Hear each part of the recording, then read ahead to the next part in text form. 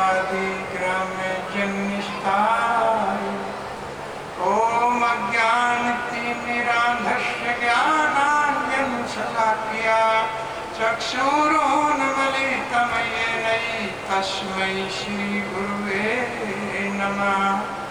कृष्णाय वासुदेवाय देवकी नंदनाय च नंदगोपकुमाराय गोविन्दाय नमो नमः। ध्येयं परिभवधनम् अभीष्टदोहं तीर्थापदं शिविरं चोन्नूतं शरण्यं भक्त्यार्तिहं प्रणतपाल भवाब्धिपोतं वन्दे महापुरुषों चरणारविन्दं। तवत्वासु दुस्त्रजसुरे अपसितं राज्यलक्ष्मी धर्मिष्ठि आर्यवचसा यद्गाद अरण्यं मायामर्गं दैत्ये अपसितं अरण्यधामं वन्दे महापुरुषों चरणारविन्दं। नमः ओं विष्णुपादाय कृष्णपृष्ठाय भूतले श्रीमते भक्तिवेदान्त स्वामिनिति नामिने। नमस्ते सरस्वती देवे गौरवाणी प्रचारिणे निर्विशेष शून्यवादी पाश्चात्य देशतारिणे। जय श्री कृष्ण चैतन्य प्रभु नित्यानंद श्री अद्वैत गदाधर श्रीवासादि गौर भक्तवृंद। हरे कृष्णा कृष्णा कृष्णा हरे हरे हरे राम राम राम हरे हरे हरे कृष्णा कृष्णा कृष्णा हरे हरे हरे राम राम राम हरे हरे हरे कृष्णा कृष्णा कृष्णा हरे हरे हरे राम राम राम हरे हरे। श्रीमद् भागवतम कथा का आज 7वां सत्र, अंतिम सत्र हम लोग प्रारंभ करने जा रहे हैं।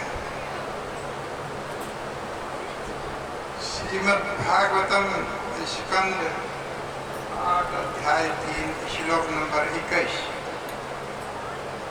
तम क्षरं ब्रह्म परं परेशां व्यक्तम् आध्यात्मिक योग गम्यम् अतीन्द्रियं सूक्ष्मं विवाति दूरम् अनंत आत्म परिपूर्णमीढे।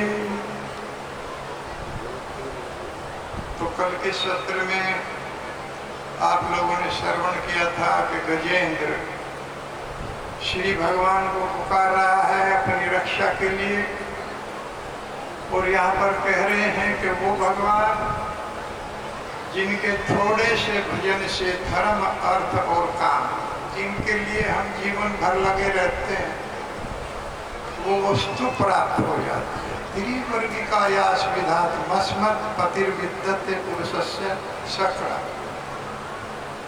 लेकिन वही भगवान कभी कभी अन्य के संबंध में फिर क्या कहा जाए, जिसमें बता रहा था कोई शादी के लिए पुत्र के लिए, और कर्दमुनि का उदाहरण भी मैंने दिया था।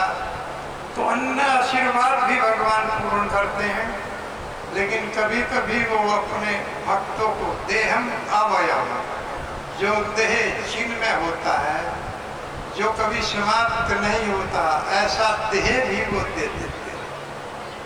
ऐसे भगवान तो कभी कभी अपने आप को भगवान दे देते हैं, तो वो ही अनंत और आदि भगवान मेरी रक्षा कर। और फिर दूसरे श्लोक में बताया गया था कि एकांत निष्ठ जो मेरे भक्त हैं, मैं उनको ये वस्तुएं प्रदान नहीं करता, जैसे धर्म अर्थ और काम, जो अनन्य भक्त है, क्योंकि वे पूरी तरह से मेरे ऊपर निर्भर रहते हैं, उन्हें कोई वस्तु की इच्छा नहीं रहती और मेरे चरित्र को, मेरी लीलाओं को सदैव गाते रहते हैं और मुझ में ही मग्न रहते हैं। ऐसे भक्तों को मैं धर्म और काम ऐसी वस्तुएं नहीं देता।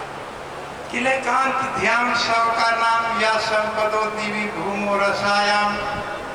अरे ये बात तो छोड़िए, मैं अपने अनन्य भक्तों को ये जगत भी नहीं देता हूँ, स्वर्गलोक नहीं देता हूँ और रसातल नहीं देता हूँ। किले कांत ध्यान सब का नाम भूमि ये लोक नहीं देता हूँ और रसातल लोक नहीं देता हूँ। अर्थात क्यों नहीं देते हो? न राति यद द्वेष उद्वेग आदि मधि कलिर व्यसनम सब प्रयास है, क्योंकि इस जगत में कलह है, दुख है, बीमारियां हैं, बहुत बहुत कष्ट है, स्वर्गलोक में भी, इस लोक में भी और रसातल लोक में भी बहुत कष्ट है। इसलिए मेरे जो अनन्य भक्त हैं उनको मैं ये लोक भी नहीं देता। इतनी बड़ी बात बोल रहे, अर्थात समस्त प्रकार के दुखों से उनको मुक्त कर देता हूँ। भले किसी की इच्छा हो तो भी मैं नहीं देता, क्योंकि बच्चा अगर कोई ऐसी वस्तु मांग रहा है पिता से जो उसको हानि देने वाली, किसी बच्चे का नाक बह रहा है, जुकाम हो रहा है, सर्दी लग गई है, लेकिन उसके बाद भी वो आइसक्रीम मांग रहा है, क्या माता पिता उसको देंगे? नहीं देंगे, क्योंकि बेटा ये तुमको हानि करने वाले है। ऐसे ही भगवान से हम कोई ऐसी वस्तु भी मांगेंगे तो भगवान तो बुद्धिमान, बुद्धि बुद्धिमतामस्मि, सारे जगत को बुद्धि वो अपनी एक किरण के समान बुद्धि देते हैं, सारी बुद्धि उनके पास। इसलिए वो अपने भक्त को जान जाते हैं कि ये वस्तु इसको हानि देने वाली, इसलिए वो वस्तु नहीं देते। लेकिन उस बच्चे को जुकाम है तो पैसे लेकर अगर आइसक्रीम वाले के पास पहुंच गया तो वो नहीं देखेगा कि इस बच्चे को ये हानि दे देगा, तुरंत दे देगा। पैसे लेकर देवता लोग ऐसे ही दे देते हैं, जो भी मांगते हैं वही प्रदान कर देते हैं, ये नहीं देखते कि हानि होगी कि लाभ। लेकिन भगवान अपने भक्तों को देखते हैं कि ये वस्तु इसको हानि देगी या लाभ करेगी। इसीलिए नारद जी जब शादी करना चाहते थे और भगवान का रूप मांगने गए कि हे प्रभु मुझे आप अपना ये सुंदर रूप दे दीजिए, मैं शादी करना चाहता हूँ। तो भगवान ने उनको क्या दिया? अपना बंदर का रूप दे दिया था। वो जानते थे कि मेरा भक्त विचलित हो जाएगा, नीचे गिर जाएगा, इसका पतन हो जाएगा, इसलिए नारद जी को भगवान ने अपना रूप नहीं दिया, बंदर का रूप दे दिया। और नारद जी समझ रहे थे कि मुझको तो भगवान का रूप है, वो माला मेरे ही गले में डालेगा, लेकिन बंदर का रूप था और सबसे आगे की पंक्ति में बैठ गए। क्यों कष्ट दिया? और राजाओं को सबसे पहले आएगी और मेरे गले में माला डाल देगी। लेकिन वो तो बंदर का रूप था, उसको देख करके वो आगे बढ़ गए और आगे जाकर के नारद जी अपनी कुर्सी उठा के फिर लाइन में आगे जा लगे कि इसको ठीक से नहीं देखा होगा, बल्कि बार माला डाल देगा। लेकिन बंदर का रूप था और उसी रूप को दो गण थे वो देख रहे थे कुबेर के, तो वही रावण और कुंभकर्ण जो जा करके हंस दिए कि तुम अपना ये चेहरा देखिए, आईने में कितना सुंदर है। और जब जा करके नारद जी ने देखा तो क्रोध से भर गए और वही लीला सब आगे है कि भगवान को शाप दे दिया। भगवान ने अपने भक्त का शाप भी धारण कर दिया, क्योंकि इस जगत में लीला करने के लिए उनको आना था। इसलिए एक निष्ठ बुद्धि वाले को भगवान वो वस्तु नहीं देते हैं जो उसको हानि करने वाली है, सदैव लाभ ही लाभ प्रदान करने वाले। एक निष्ठ बुद्धि का अर्थ है जो बुद्धि एक में लगे। अनेक में लगने वाली बुद्धि व्यभिचारिणी बुद्धि होती है। भगवान ने इसका वर्णन किया है दूसरे अध्याय में।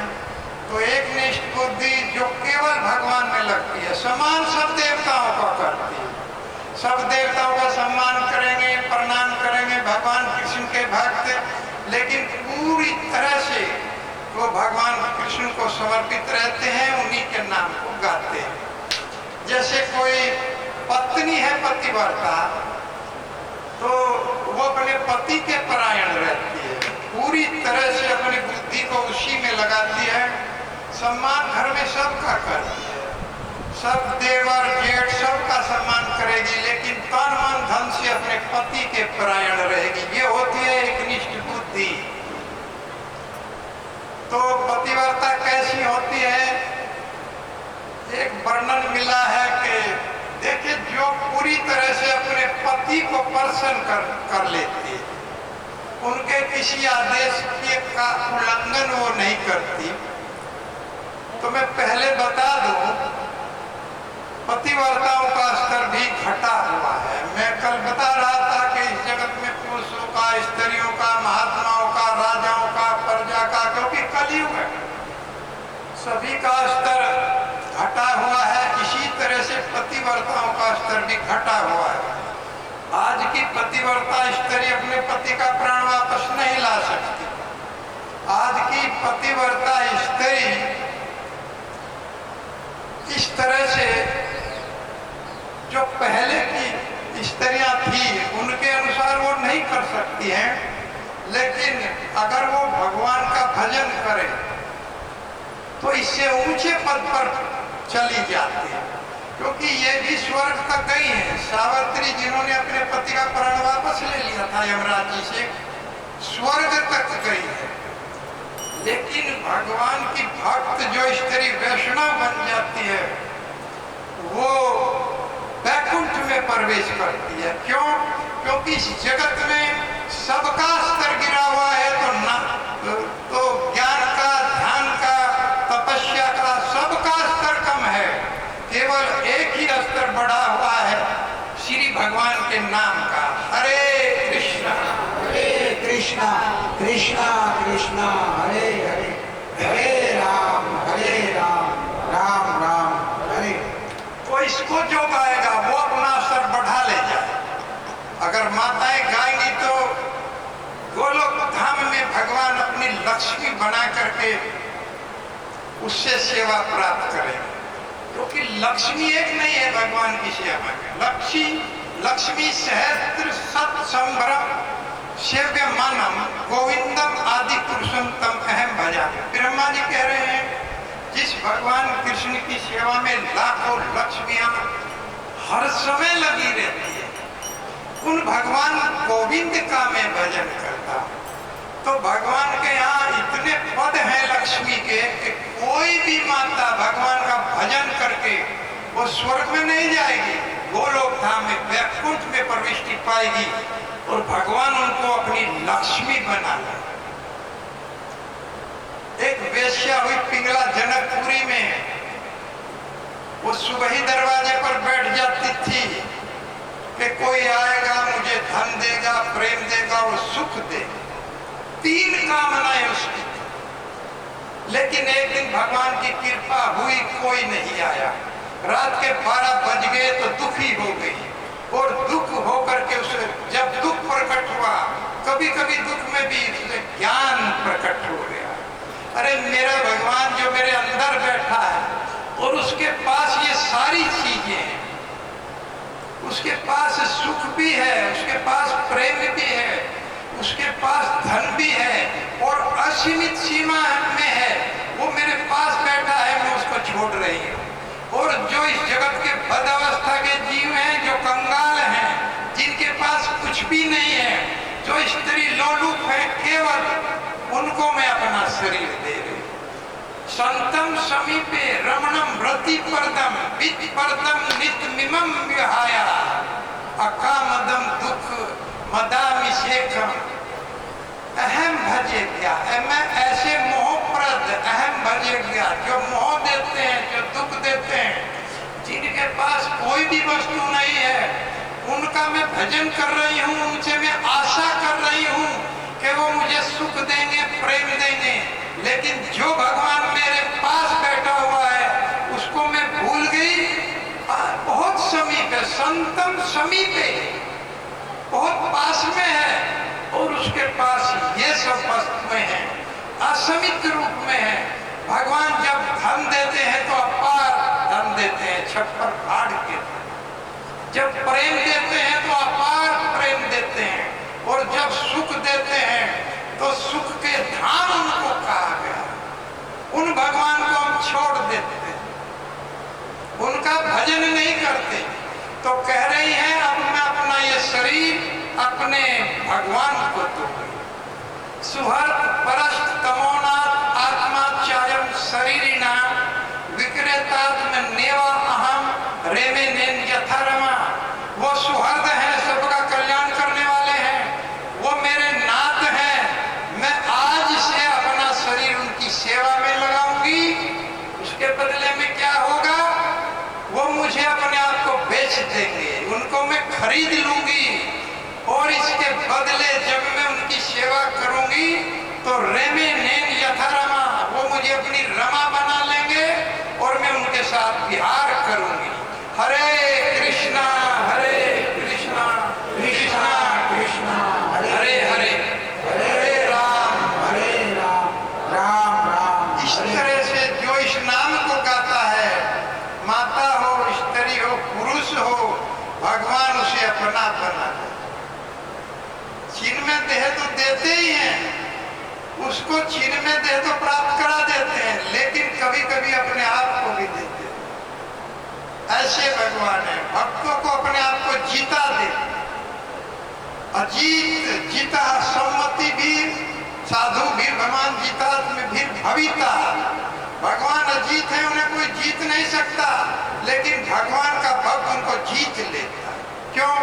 क्योंकि वो अति करुणामय है और अपने आप को भक्त को दे देते। बहुत से भक्तों ने भगवान को जीत लिया है, उन्होंने अपने आप को जीता दिया है।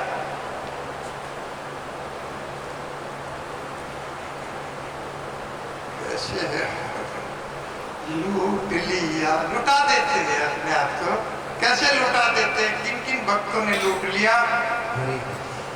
लूट लिया लूट लिया लूट लिया रे, इन भक्तों ने भगवान लूट लिया रे। लूट लिया लूट लिया लूट लिया रे, इन भक्तों ने भगवान लूट लिया रे। लूट लिया लूट लिया लूट लिया रे, इन भक्तों ने भगवान लूट लिया रे। लूट लिया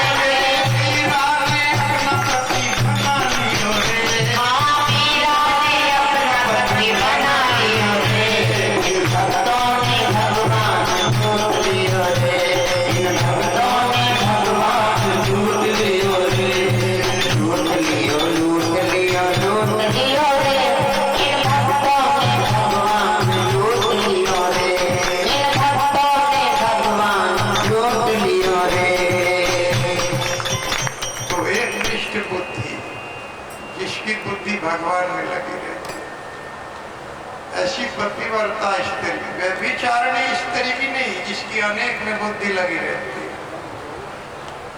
वो लोग जो अनेक को पूजते हैं व्यभिचारिणी बुद्धि कहलाती है।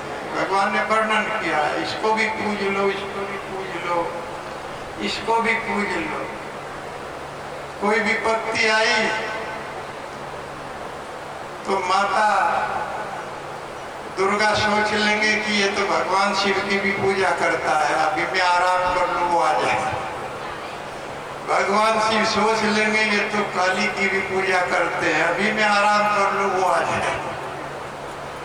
कोई सोच लेगा तो अनेक घरों का जो मेहमान होता है कहते हैं वो भूखा रह जाता है। सोचते हैं कि कभी उधर खा लिया होगा, उधर खा लिया होगा। तो इस तरह से केवल भगवान में बुद्धि लगाओ। देखिए एक पतिव्रता स्त्री हुई है तो, और उनके पति को कोढ़ था। हमारे गुरु महाराज ये कथा सुनाते हैं, ग्रंथ में वर्णन है इसका। तो उसके पति को कोढ़ था, बहुत सेवा करती थी, यहाँ तक कि कोई भी उसकी इच्छा होती थी वही पूरी करती थी।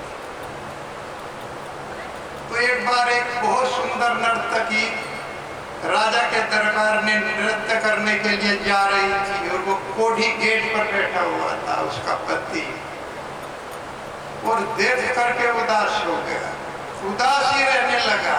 उस पतिव्रता स्त्री ने पूछा, हे स्वामी आप दुखी रहते हैं, इसका कारण बताइए। बहुत कहने पर बताया कि एक नर्तकी यहाँ से गई राजा के दरबार में नृत्य करने, तब से मेरा मन मेरे पास नहीं रहा। एक कोढ़ी की यह हालत है जिसका शरीर कोढ़ से ग्रस्त है, किस प्रकार से कामनाएं हमारे हृदय में रहती है। कर्मे इंद्रियाणी संयम ये आस्ते मनसा स्मरण इंद्रियार्थान विभूढ़ात्मा कर्तामिति मुच्यते। ऐसा व्यक्ति जो जबरदस्ती इंद्रियों को नियंत्रित कर लेता है लेकिन मन से चिंतन करता रहता है धूर्त प्रवृत्ति का, इंद्रिया मुच्यते छूटा, उसको वो लाभ नहीं मिलता है। इसीलिए ऐसे कामनाएं हमारे हृदय में इतनी प्रबल है, केवल भगवान के नाम के द्वारा इनका नाश किया जाता है। हम देख रहे हैं भक्तों को, हमने देखा है जो भक्त ब्रह्मचारी मंदिर में आ गए इस नाम के सहारे अपना जीवन बिता देते हैं, भगवान को ही अपना सब कुछ मानते हैं, उनको ये कामनाएं नहीं सकता, तो भगवान को समर्पित रहते हैं ऐसे भक्त। इसीलिए कर्मेंद्रियाणी संयम है, वो संयम कर रहा है लेकिन जबरदस्ती का दिखावा, मन से चिंतन करता है। इसलिए कलयुग में संन्यास लेने के लिए मना किया गया, भजन के लिए कहा गया है। किसी भी अवस्था में ब्रह्मचारी, गृहस्थ, वानप्रस्थ, सन्यासी, कोई भी अवस्था हो भगवान का भजन होना चाहिए, ये व्यवस्था है। तो उदास रहने लगे तो उस पतिव्रता स्त्री थी, उसने पूछा तो बताया कि एक नर्तकी यहाँ से जब से गई है तब से मेरा मन मेरे बस में नहीं, जबकि शरीर में कोढ़ चू रहा था। और ये बात अगर कोई पति अपनी पत्नी को बता दे तो झगड़ा हो जाएगा बहुत बड़ा, लेकिन उसको देखिए किस तरह की स्त्री थी। उस नर्तकी के घर जाकर के नौकरी कर बिना बताए सेवा करने लगी, उसका बेड बिछाने लगी, बर्तन मांजने लगी, घर के सारे काम करने लगी। इतनी सेवा किया कि वो प्रसन्न हो और पूछने लगी कि बताओ इसका कारण क्या है, तुम मेरी इतनी सेवा क्यों कर रही हो। तब बताया कि मेरा पति कोढ़ी है लेकिन उसका मन तुम्हारे साथ आ गया, एक बार वो आपसे मिलना चाहता है, संग करना चाहता है। और वो नर्तकी तैयार हो गई कि तुम्हारी सेवा देख करके मैं मना नहीं करूं। रात के अंधेरे में शहर शहर रात के अंधेरे में अपने पति को अपने पीठ पर लाद लिया ले जाने के लिए, गांव के जैसे बाहर जाना। उस कोढ़ी को अपनी पीठ पर लाद लिया अपने पति को और लेकर चलने लगी। लेकिन दूसरी तरफ राजा के यहाँ चोरी हो गई थी और एक मंडूक ऋषि, बहुत बड़े ऋषि थे, उनके यहाँ से पुलिस ने सामान बरामद कर लिया जो चोरी हुआ था। चोरों ने उसके आश्रम में छिपा करके भाग गए। ये सब भगवान की लीला। चोरी नहीं किया था लेकिन उनके आश्रम में छुपा दिया और उनको पकड़ लिया। पकड़ करके राजा के दरबार में पेश किया गया। महाराज, इनके यहाँ से सामान बरामद हुआ। राजा ने सूली पर चढ़ाने की सजा दी। उस समय सूली पर सजा दिया जाता था, एक बहुत बड़ा भाला, और उस पर बैठा दिया जाता था और वो शरीर के आर पार निकल जाता था, मृत्यु हो जाती थी।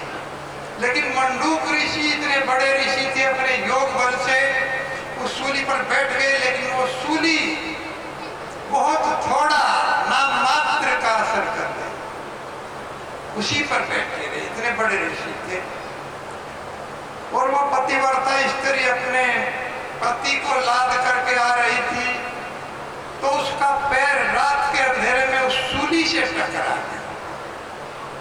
तो ऋषि को कष्ट हुआ। ऋषि ने शाप दे दिया कि जिसने ये सूली को हिलाया है वो कल का सूर्य नहीं देख पाएगा, समाप्त हो जाएगा। बहुत बड़े ऋषि। तो वो भी पतिव्रता स्त्री थी, उसने सुन लिया। उसने कहा, अगर मेरा पति कल का सूर्य नहीं देख पाएगा तो कल से सूर्य निकलेगा ही, कल से सूर्य नहीं निकलेगा। और यही हुआ, सूर्य नहीं निकल पाया तो सारे ब्रह्मांड में खलबली मच गई। सारे देवता परेशान हो गए, अंधकार छा गया। सारे देवता भगवान के पास गए। भगवान ने ब्रह्मा जी को भेजा। ब्रह्मा जी ने आकर के निवेदन किया, लेकिन पतिव्रता स्त्री तस्मस नहीं कि मुझे अपना पति चाहिए। इस तरह से ब्रह्मा जी ने मंडूक ऋषि से निवेदन किया। मंडूक ऋषि ने कहा कि मेरा साथ खाली तो नहीं जाता, ये मरेगा निश्चित, लेकिन तुरंत जीवित हो जाएगा। आप लोग प्रार्थना कीजिए और ये जीवित हो जाएगा। यही हुआ। एक बार उसने शरीर छोड़ा और तुरंत देवताओं ने यज्ञ किया तो वो यज्ञ रूप में एक सुंदर राजकुमार के रूप में प्रकट हो गया। पतिव्रता स्त्री की शक्ति देखिए। जिस पति को कोढ़ था वो सुंदर राजकुमार के रूप में प्रकट कर लिया। इतनी बड़ी शक्ति। आजकल तो माताएं झगड़ा करते हैं, लड़ाई कर देंगे बहुत ज्यादा। इस तरह पतिव्रता स्त्री। लेकिन कलयुग में भी हम भगवान के इस नाम को गा करके अपना स्तर बढ़ा सकते हैं, जैसे भक्त लोग अपना स्तर बढ़ा रहे हैं। तो भगवान और आजकल की स्त्रियों के बारे में भगवान कहते हैं कि पतिव्रता कैसी होनी चाहिए। कहते हैं कि जो स्त्री अपने पति के साथ रोज लड़ाई करे लेकिन डिवोर्स का नाम ना ले, वो पतिव्रता है। रोज लड़ाई करे लेकिन तलाक का नाम ना ले, वो पतिव्रता है। आजकल तलाक तुरंत करते हैं। आजकल तो लड़ाई झगड़ा किया और तलाक की तरफ चल पड़ते। वास्तव में वो स्त्री जो कभी अपने पति का संबंध नहीं छोड़ती, वो पतिव्रता स्त्री है आज के युग में। तो अपना स्तर बढ़ा सकते हैं इस भगवान के नाम को गा करके, और गोलोक धाम में हम प्रविष्टि पा सकते हैं। अगला श्लोक कह रहे हैं कि तम क्षरम ब्रह्म परम परेशा। इसमें भगवान के अव्यक्त रूप का और व्यक्त रूप का वर्णन हुआ है, अर्थात निराकार और साकार रूप में। भगवान अव्यक्त है, कह रहे हैं कि इस रूप में वो परम परेश है, वो देवताओं के भी ईश्वर है।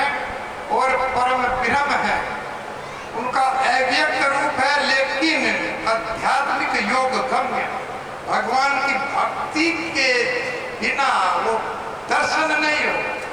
अर्थात साकार रूप का वर्णन कर रहे हैं, कृष्ण रूप का वर्णन कर रहे हैं कि भगवान 12वें अध्याय में भगवद गीता में इन दोनों रूपों का वर्णन किए हैं। कलेशो धिक्तरस्तेषाम अव्यक्ता शक्त चेतसाम अव्यक्ता ही गतिर् दुखम देहवत विव्याप्यते। भगवान कह रहे हैं मेरे अव्यक्त रूप को पाना बहुत कठिन है देहधारियों के लिए।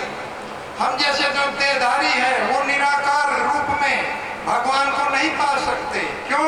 क्योंकि कोई रूप नहीं है तो दर्शन कैसे? अगर हम किसी को जानते नहीं तो उसके प्रेम कैसे होगा?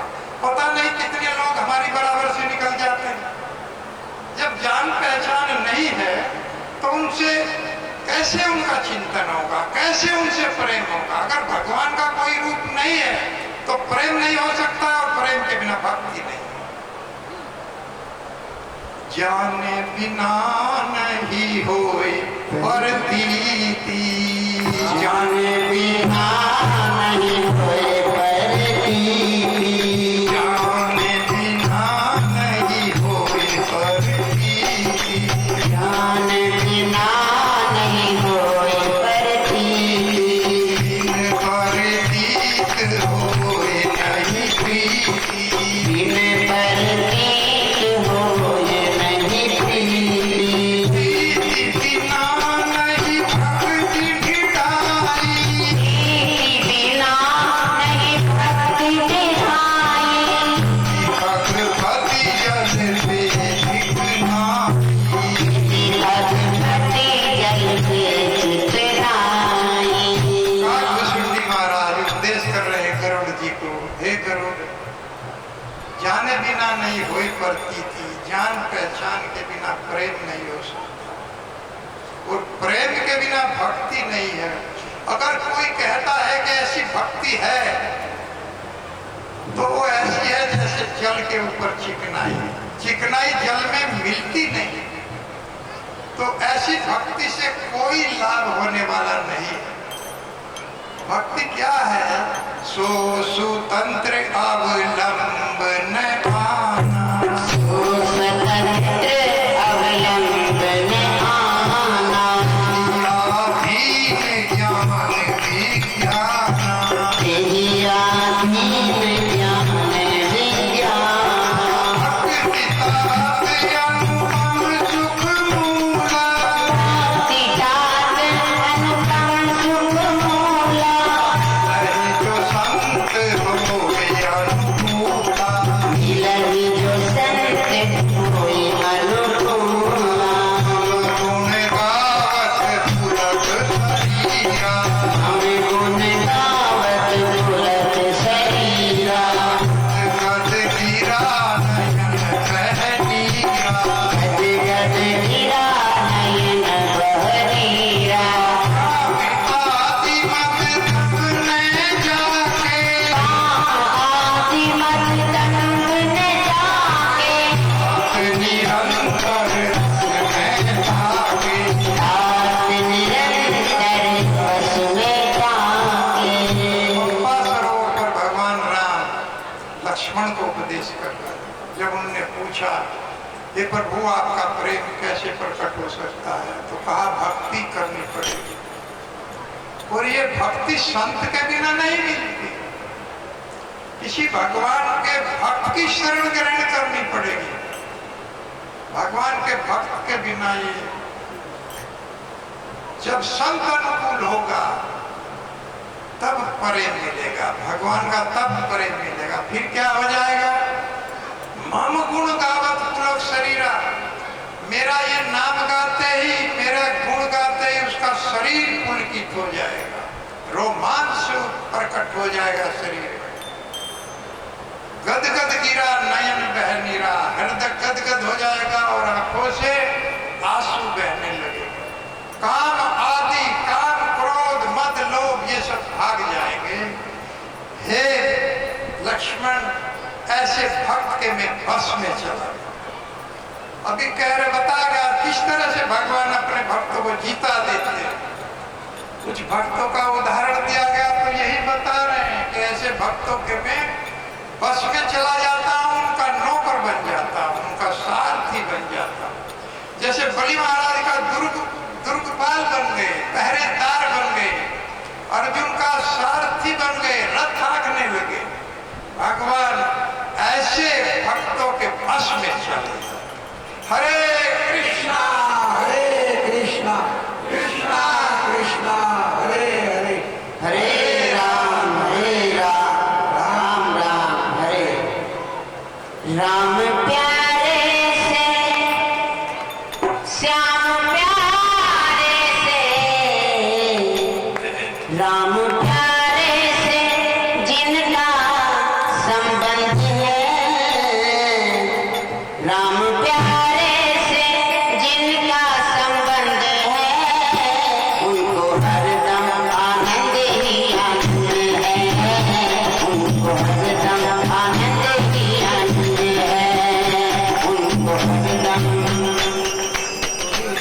आनंद ही आनंद है। राम प्यारे से जिनका संबंध है, राम प्यारे से जिनका संबंध है, राम प्यारे से जिनका संबंध है, राम प्यारे से जिनका संबंध है, उनको हरदम आनंद ही आनंद है, उनको हरदम ही आनंद है। आनंद है, उनको हरदम आनंद ही आनंद है। आनंद ही आनंद है। उनको चिंता कभी ना सताए, कभी ना सताए, उनको चिंता कभी ना सताए, कभी ना सताए। वो जन्म जन्म सुख पाए, वो जन्म जन्म सुख पाए। राम उनकी मुक्ति में बंद है, राम उनकी मुक्ति में बंद है, उनको हरदम आनंद ही आनंद है, उनको हरदम आनंद ही राम प्यारे से जिनका संबंध है, राम प्यारे से जिनका संबंध है, उनको हर घड़ी आनंद ही आनंद है। आनंद है, उनको हर घड़ी आनंद ही आनंद है। उनको निंदा कभी ना सुहाए, कभी ना सताए, उनको निंदा कभी ना सुहाए, कभी ना सुहाए। वो तो सदा राम गुण गाए, वो तो सदा राम गुण गाए, राम उनसे सदा रजामंद है, उनको हरदम आनंद ही आनंद है, उनको हरदम आनंद ही आनंद है, उनको हरदम आनंद ही आनंद है।